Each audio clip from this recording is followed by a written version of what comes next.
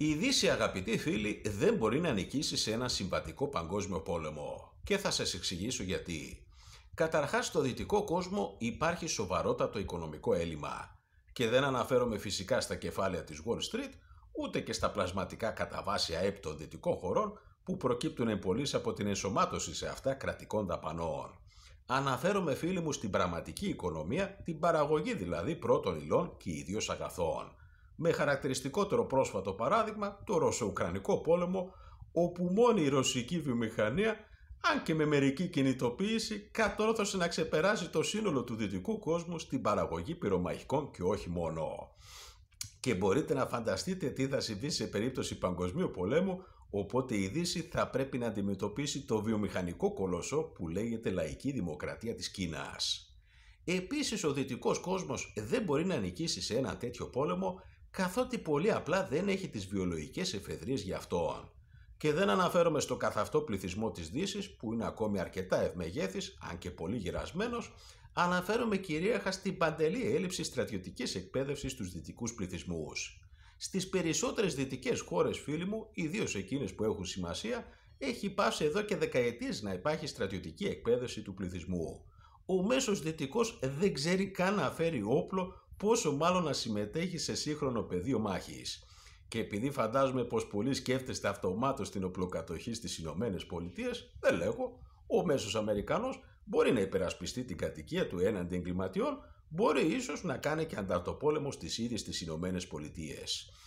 Όπως καταλαβαίνετε όμως, οι δεξιότητες αυτές είναι παντελώς άχρηστες στο σύγχρονο πεδίο μάχης.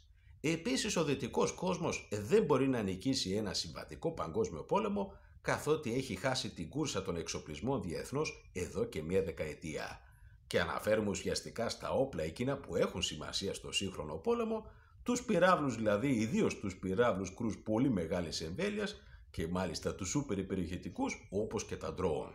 Και μπορεί ιδίως τα τελευταία, αγαπητοί φίλοι, να είναι υποδέστερα σε τεχνολογία από τα αντίστοιχα δυτικά, έχουν παραχθεί όμως σε τέτοιους μαζικούς αριθμούς από τους αντιπάλους της Δύσης που μπορούν να κορέσουν οποιαδήποτε αντιροπορική άμυνα του ΝΑΤΟ.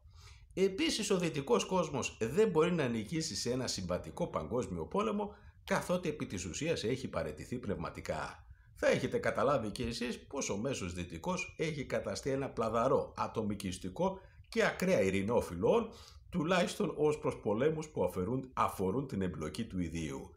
Και γι' αυτό άλλωστε δεν υπάρχει και μεγάλη διάθεση στο δυτικό κόσμο για κατάταξη στα σύγχρονα μισθοφορικά στρατεύματα της Δύσης που αντιμετωπίζουν μόνιμο πρόβλημα λειψανδρίας την τελευταία ιδίως δεκαετία.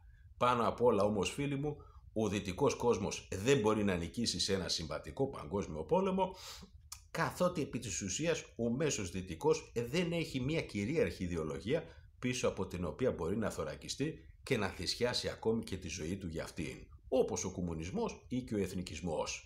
Και επειδή φαντάζομαι πως πολύ αυτομάτως σκέφτεστε το κλιματόπληκτο και δικαιωματικό αφήγημα της Δύσης, καταλαβαίνετε κι εσείς πως αυτό προκαλεί ακραία εμετήλα όχι μόνο στον υπόλοιπο κόσμο, αλλά ιδίως στο μέσο δυτικό, που το αποδέχεται απλά και μόνο λόγω πολιτικής ορθότητας και λογοκρισίας. Ναι, φίλοι μου, η Δύση δεν μπορεί να νικήσει σε ένα συμβατικό παγκόσμιο πόλεμο και γι' αυτό θα καταφύγει άμεσα σχεδόν στη χρήση πυρηνικών σε περίπτωση αυτού.